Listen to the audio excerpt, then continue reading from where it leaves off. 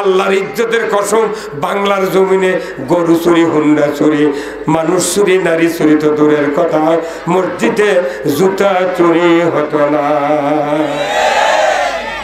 জুতা চুরি বন্ধের জন্য বক্তৃতা করে জুতা চুরি বন্ধ হবে না, জুতা সমস্ত চুরি বন্ধ হবে হাত কাটার আইন কায়েমের মাধ্যমে, কথা ঠিক কিনা? একটা চোরে হাত কাটলে ওই ভিক্ষা করে খাবি, চুরি করবে না। ফিরাদুল ভাই, এই কামটা করলে বাংলাদেশ খালি পানি। হ্যাঁ, আজকে 40 বছর আগে 50 বছর আগে পকেট কাটা ছিল, টেনে টেনে পকেট কাটিছিল, কিন্তু তখন আল্লাহ সার পোকা দিছিল। ট্রেনত কোনো সার পোকা ছিল, সার পোকা এখন করে আর নাই। সার পোকা দেওয়ার কারণ কি? তখন তো পকেট কাটিচ্ছিল, মানুষ ঘুমাচ্ছে, টাকা লে যাচ্ছে। ও পৃথিবীর আদম সন্তান, তোমরা দুনিয়ায় নেমে যাও, মিন্নি হুদান, আমার তরফ থেকে যে হাদায়াত বাণী যাবে, ফামান তাবিয়া, যদি এতাত করতে পারো, ফালা খাউফুন, তোমাদের জন্য কোনো ভয় নাই, ওয়ালা হুম ইয়াহজানুন, তোমাদের জন্য কোনো দুশ্চিন্তার কারণ নাই। জোরে কন্যা সুবহানাল্লাহ। তাহলে কোরআন মানলে ভয় নাই, চিন্তা নাই, কার কথা? আমরা কি মানতে রাজি আছি? তাহলে কোরআন মানলে জান্নাতি। আবার আল্লাহ বলছেন, ওয়াল্লাযীনা কাফারু ওয়া কাযযাবু বিআয়াতিনা উলাইকা আসহাবুন নারি হুম ফিহা খালিদুন। যারা কোরআনের কথাগুলিকে মিথ্যা মনে করবে, অবিশ্বাস করবে, আমি আল্লাহ বলে দিচ্ছি, তোমরা জাহান্নামের আগুনের সাথী সঙ্গী হবে। এই দুটো আয়াত যদি দুনিয়ার কোনো মানুষ কোরআন পড়ে যদি বুঝতো, পুরা কোরআন তার জন্য সহজ হয়ে যেত। একটা আয়াত হলো কোরআন মানলে জান্নাতি, আর একটা আয়াত হলো কোরআন না মানলে জাহান্নামী। বলুন তো, এই কথা যদি পরীক্ষার মাধ্যমে প্রশ্ন দেওয়া হতো, দুনিয়ার সকল ইমানদাররা কোরআনের পক্ষে হয়ে যেতাম, সবাই কোরআনের পক্ষে হয়ে যেতাম। কিন্তু আজকে দেখা যায় নামাজ পড়ি, রোজা করি, সব করি, কিন্তু কোরআনের পক্ষের লোক পাওয়া যায় না। আজকে নামাজ পড়েন, মসজিদে ঢুকে শান্তি নাই, মসজিদের বাইরে হুন্ডা থুয়ে নামাজ পড়ছে, বাইরে দেখে হুন্ডা নেই। হ্যাঁ, কত কোন টাকা জুতা নিয়ে যা, জুতা নিয়ে দেখে এই সাদা এই দুটা জুতার তলা এইভাবে জুতা নিয়ে মসজিদে ঢুকিচ্ছে, আগে জুতা চৌকাট পার হয়, তারপরে নামাজে ঢোকে। হ্যাঁ, কত কোন টাকা কে ভাই? কি নাজুল ভাই? তাহলে এই দেশত lakh lakh police, BDR, army নেতা সব আছে, কিন্তু জুম্মার ছুটি চুরে জুতা বন্ধ হয় না, চুরি করা।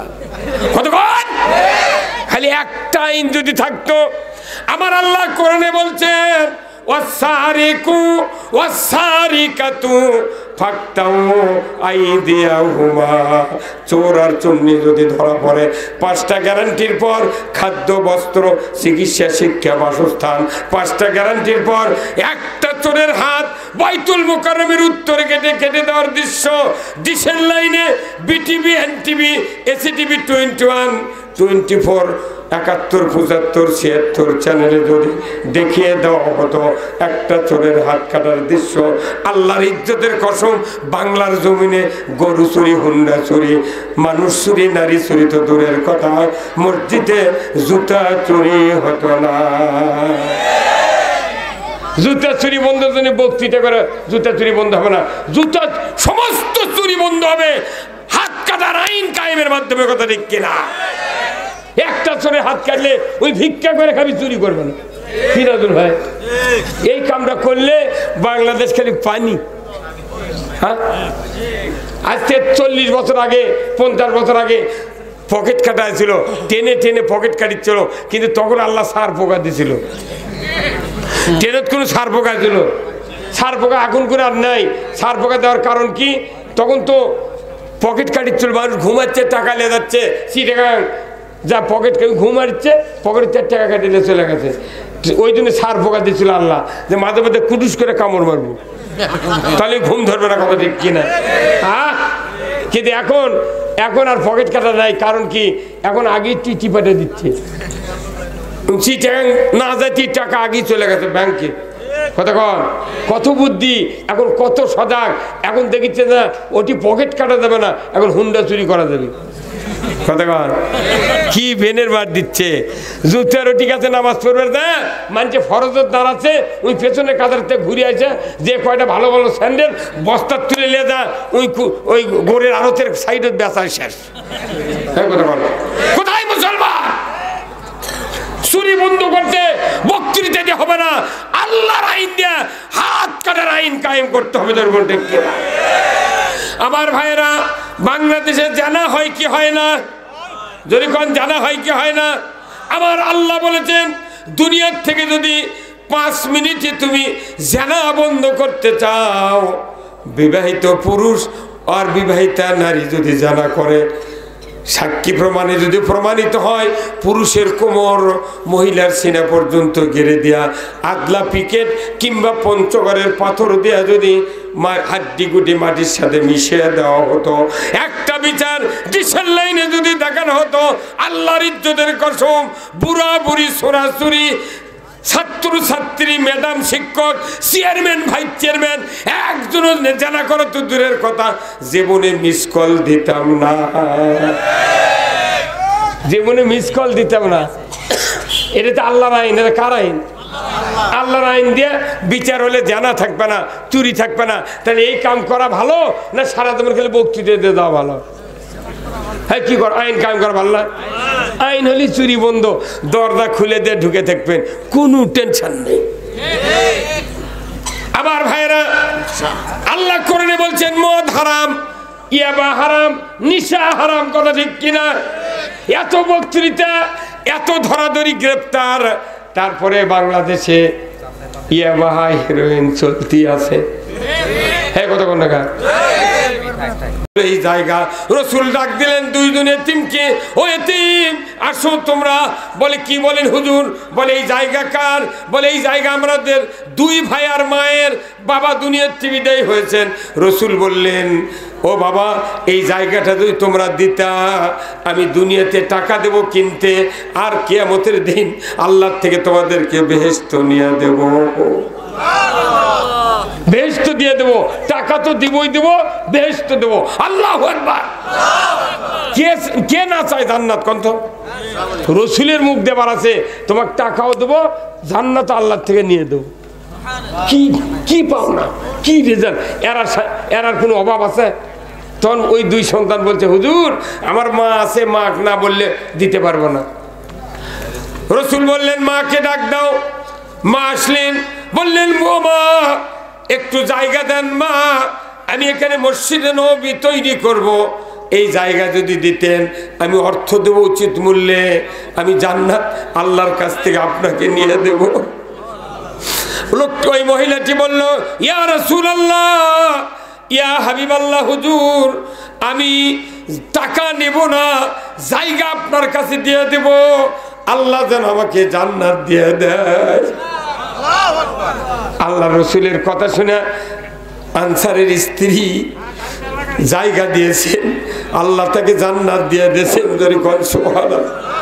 ও আমার নাটোরের হুগুলবাড়িয়া, তেবাড়িয়ার চতুর্দিকের লোকেরা যারা আছেন, আমি আপনাদেরকে অনুরোধ করব, আমার আল্লাহর নবী বলেছেন, যারা মসজিদের জন্য অর্থ দেবে, টাকা দেবে, পয়সা দেবে, এদেরকে আল্লাহ তাআলা জান্নাত দিয়ে দেবে। অথচ যেটা টাকা দিলে জান্নাত পাবি, সেটি হলো 5 টাকার নোট, আর বাড়ি করবেন লাগে কোটি কোটি টাকা দেয়। হ্যাঁ, কতক্ষণ টাকা জমা জমি বেচে হলেও স্ত্রীর টাকা, ওনার টাকা সব ফুরে যা, রুম করতে জমি বন্ধক থয়। কথা ঠিক কিনা? হ্যাঁ, দুনিয়ার বাড়ি হলো অস্থায়ী বাড়ি, আর আখেরাতের বাড়ি হলো স্থায়ী বাড়ি, চিরস্থায়ী বাড়ি। এই চিরস্থায়ী বাড়ি কেনে না মানুষ 50 লাখ, 1 কোটি টাকাতে বাড়ি করে। কথা ঠিক কিনা? আচ্ছা, কোন ওই বাড়ি থুয়ে যা যদি হাসপাতাল রাজশাহী মরে, আর মরার আগে যদি ওই আপনি মালিক বলেন, বাবা আমি যদি এখানে মরি, তাহলে তুমি এক কাজ করবে। কি করবে? আমাকে নিয়ে যে বাড়ি, যে সুন্দর বিল্ডিং করছি, 1.5 লাখ টাকার একটা খাট আছে, 5 মিনিট শুয়ে থুয়ে তারপরে নিয়ে যা গোসল করে আমাকে মাটি দিবে। আচ্ছা, এই কথা বলে মারা গেছে।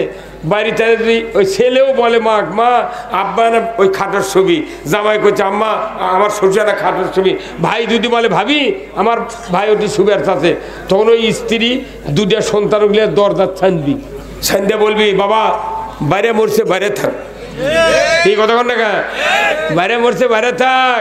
আর এই কথা যদি ওই স্বামী শুনবার ভালো হয়নি যে আমার স্ত্রী সন্তানেরা এই কথা বলছে, তখন আল্লাহর কাছে বললেন, আল্লাহ আমি সারা জীবন বাঁচতে পারছি না, খালি 10টা মিনিট আমাকে খাড়া কর, 10টা মিনিট খাড়া কর, স্ত্রীর মুখত 12টা লাগছি তোমার। হ্যাঁ কথা কন, স্ত্রীর মুখত 12টা লাগছি দেবো, আর সন্তানের জন্য 1 কাঠা জমি থবো না, সব এই হুগল বাড়ি আজ আমি মসজিদের জন্য লিখে দেবো। হ্যাঁ 3 লাখ 4 লাখ 5 লাখ টাকা শতক জায়গা কিনে বাসা করছে, আর বাড়ির কাছে জুম্মা 7 দিন তো নামাজ পড়ে দেয়, কমপক্ষে 5,000 টাকা 2টা মানুষ খায় না স্বামী স্ত্রী একটা সপ্তাহে। থুক্কু 5 টাকার একটা লোড, 2 টাকার একটা লোক ঠক করে ফেলে দিয়ে কইছে প্রচুর দিছি। সারা বছরে 52 দিনে 5 52 200 কত 60, 260 টাকা তুই জান্নাত কিনবি, কি মরো তুই কতক্ষণ টাকা। আমি দেখেছি মসজিদে তার টাকা কোনে এ দুনিয়ার পটি দেওয়া টাকা, ওই টেপ মারছে এগুলো টাকা না। অনুরোধ করতেছি, আপনার সবচেয়ে দামি টাকা, যে সবচেয়ে চকচকে নতুন, এই টাকা কাকে দিতে হবে? আল্লাহকে। আল্লাহকে, আল্লাহ আপনার জীবনের সব গুনাহ মাফ করবে, আল্লাহ আপনাকে জান্নাত দিবে। ধরে কোন মারহাবা। আমার ভাইরা, এই দিন এই মসজিদ যারা উদ্যোক্তা, যারা মসজিদ তৈরি করছেন বা করেছেন, এই মসজিদের উন্নয়নের জন্য আপনি যদি দিল উজাড় করে 1 মণ ধান, 1 মণ ভুট্টা কিংবা 2000 টাকা 1000 টাকা দেন, মনে করবেন না এটা পানিতে ফেলে দিলেন। আমার আল্লাহ কোরআনে বলছেন, ওয়াকরাতুমুল্লাহ করদান হাসানা ফাইউ দাইফাহু লাহু, আল্লাহ তাকে বর্ধিত আকারে পরিশোধ করবে। জোরে কোন মারহাবা। যেরকম এই যে এমপি সাহেব 50,000 টাকা দিতে বলছেন, কি 50,000 টাকা কম নয়, এনার সওয়াব উনি পাবেন। এখন নাজমুল ভাই ওনার প্রতিনিধি, ইনিও কম মানুষ না, 4-5টা জায়গার সভাপতি। আপনারা না মোটা টাকা দেওয়া লিখবে ভাই, কত দেবে? 50, তাও ভালোই হবে।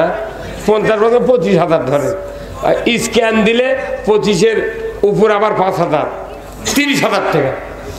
আল্লাহ তাআলা এই নাজমুল ভাইকে হায়া কবুল্লাহ দান করুন, বলুন আমিন। লিল্লাহে তাকবীর, নারে তাকবীর। দানবীর নাজমুল ভাই 50 বস্তা সিমেন্ট জোরে কোন মারহাবা। লিল্লাহে তাকবীর।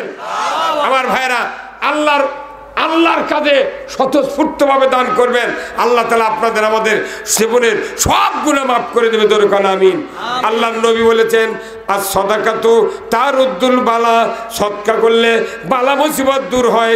রসুলের কথা, আমরা নিজেরা অসুস্থ হই, কত টাকা হাসপাতালে ফুরায়, কত টাকা বাজার ঘাট করে। আমার আল্লাহর নবী বলেছেন, তুমি যদি আল্লাহকে কর্জে হাসানা দাও, আমি নবী বলে দিচ্ছি তোমাদের তামাম বালা মুসিবত থেকে আল্লাহ মুক্তি দিয়ে দেবে। ধরে কোন আমিন। আসুন না আমার ভাইয়েরা, আল্লাহর ঘরের জন্য কে আছেন? 5,000 টাকা, 2,000 টাকা, 1,000 টাকা যারা দেবেন, আমি আপনাদের জন্য দোয়া করব, আল্লাহ তাআলা যেন জানমালে বরকত দিয়ে দেন।